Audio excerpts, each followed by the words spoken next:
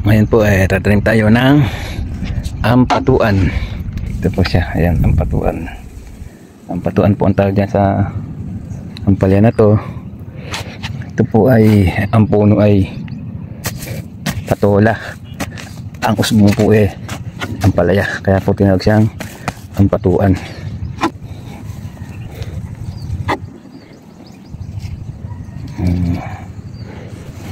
Ito po.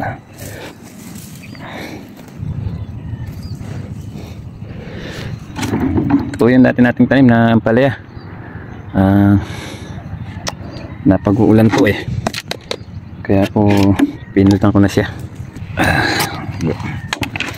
Yan po yung balag. Mula po doon sa dulo, napakalayo po niyan hanggang dito po, ayan. Tatanan po natin siya ng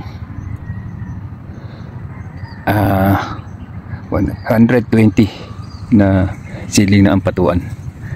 Mako-cover na po niya lahat yan, dahil po ang ampatuan malumalago po yan ng mas malago po. 2 butas lang po yan. Ayan po.